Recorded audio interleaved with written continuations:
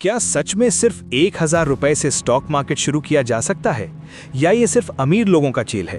अगर आपके मन में भी यही सवाल है तो आज का ये वीडियो आपके लिए है, क्योंकि सच ये है कि स्टॉक मार्केट में शुरुआत अमाउंट से नहीं, माइंडसेट से होती है। 1,000 रुपए छोटा लग सकता है, लेकिन सही तरीके से इन्वेस्ट किया जाए तो यही 1,000 रुपए आपकी फाइनेंशियल जर्नी की पहली सीढ़ी बन सकता है। सबसे पहले समझते हैं कि स्टॉक मार्केट असल में है क्या। जब आप किसी कंपनी का शेयर खरीदते हैं तो आप उस कंपनी के छोटे से हिस्से के मालिक बन जाते हैं।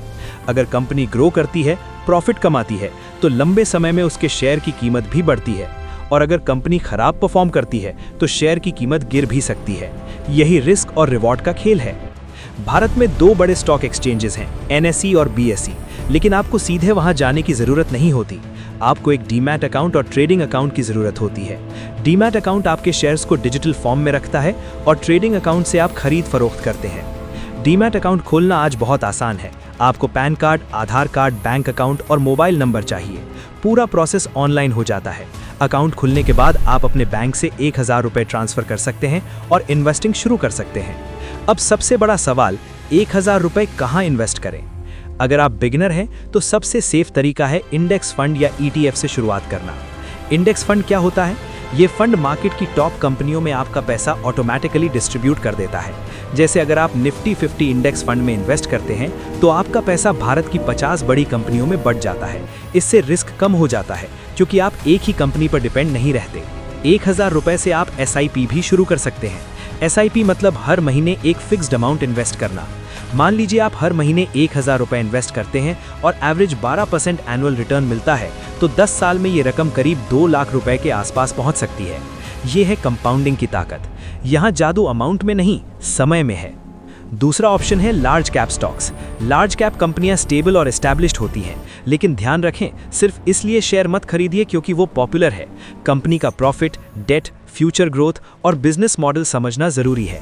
अगर रिसर्च करने का समय या नॉलेज नहीं है तो डायरेक्ट स्टॉक पिकिंग से बेहतर है म्यूचुअल फंड या ETF। अब बात करते हैं उन गलतियों की जो बिगिनर्स अक्सर करते हैं। पहली गलती, इंट्राडे ट्रेडिंग में कूद जाना। 1,000 रुपए को जल्दी डबल करने के चक्कर में लोग ट्रेडिंग शुरू कर देते हैं और पूरा पैसा खो देते हैं। स्टॉक मार्केट गैम्बलिंग नहीं है, ये डिसिप्लिन और पेशेंस का खेल है। दूसरी गलती, टिप्स और WhatsApp ग्रुप्स पर भरोसा करना। ये शेयर कल रॉकेट बनेगा, ऐसी बातों से बचिए। अगर कोई पक्का प्रॉफिट बता रहा है तो समझ लीजिए रिस्क छुपाया जा रहा है। तीसरी गलती, पेनी स्टॉक्स खरीदना। सस्ता शेयर हमेशा अच्छा नहीं होता। कई पेनी स्टॉक्स में लिक्विडिटी कम होती है और मैनिपुलेशन ज्यादा। चौथी गलती, मार्केट गिरते ही पैनिक सेल करना। मार्केट ऊपर नीचे होता रहेगा, शॉर्ट टर्म वॉलेटिलिटी नॉर्मल है। अगर आपने अच्छी कंपनी या इंडेक्स फंड में लॉन्ग टर्म के लिए इन्वेस्ट किया है तो गिरावट को मौका समझिए, डर नहीं। अब एक प्रैक्टिकल 12 महीने का प्लान समझते हैं। पहले 2 महीने इन्वेस्टिंग सीखने में लगाइए। यूट्यूब, बुक्स, आर्टिकल से बेसिक कॉन्सेप्ट समझिए, कंपाउंडिंग, डाइवर्सिफिकेशन, रिस्क मैनेजमेंट। तीसरे महीने 1,000 रुपए की SIP शुरू कर दीजिए। शुरुआत छोटी रखिए लेकिन कंसिस्टेंसी रखिए। अगले 6 महीने सिर्फ डिसिप्लिन बनाए रखिए।